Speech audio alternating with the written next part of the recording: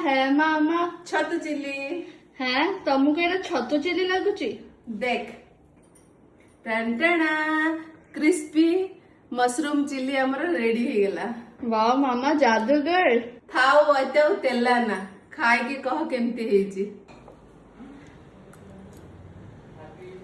वाह मामा पूरा restaurant style है डिलीशियस। श्रावण मास चलछि तो बहुत जन मते लेखिछन दीदी वेज रखिछि करंतु तो सेमानक पई स्पेशली मु आज कर देछि मशरूम रे जोटा कि मोर फेवरेट आ एटा कहार कहार फेवरेट कमेंट करी कहिबे। घर को किए आसुछंती बा पार्टी करछंती आपण माने घरे तो एमिति स्टाइल रे मशरूम करंतु मु ग्यारंटी देखुछि आपण माने प्रशंसा ही प्रशंसा पाइबे। तो चलंतु स्टार्ट करी। छतु रे बहुत वाटर कंटेंट थाए सेथि पई बोली सेटा टिके सहज रे कोटिंग टा धरेनी तो सेथि पई आमे कोन करबा ताको टिके हल्का गरम पानी रे टिके पके देबा गोटे मिनिट पई। तो गोटे मिनिट हे गलानी आमे एबे एगुडा को काढी देबा। एमिति फाळ फाळ करिकि मु काटी दे की पकेइथिली छतु गुडा आ एमिति करले भी भल से एटा सफा भी हे जिवो। आ परे एटा को छाणी दे की आमे एटा आइस वाटर रे एटा पके देबा। आइस वाटर रे आमे पकोचे काहे कि ना एटा ओभर कुक न हो बेसी सीझी गले भी भल लागिवनी।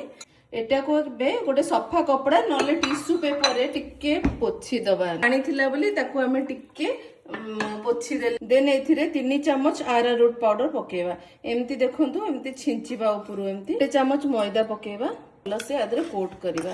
लुण मो भूली एथिली फास्ट रे आपण छतु रे लुण टिके पके देबे। गोलमरच गुंड किछि पके देबे। छतु रे कॉर्नफ्लोर गराइला बेले पानी जम्मा देबेनी आ एमती सुखिला रे देखंतु पूरा गोटे बढ़िया कोटिंग टा गोटे आसी गला। एबे एगुडी को गोटे गोटे करी छाणी द पूरा हमर हेई गलानी छतु गुडा पूरा क्रिस्पी हेची देखिबा। रेस्टोरेंट स्टाइल करिवार अछि तो एमिति गोटे वोक जो कोचनी लुहार आपण बाहर कड़ाई जदी अछि नथिले भी पैन रे भी कर परिबे। एथि पे मु सब शिमला मिर्च पियाज रसुन छोट छोट कंचा लंका ए सब को काटी देछि। पैन पूरा गरम हे गलानी एबे रसुन और कंचा लंका पकेबा।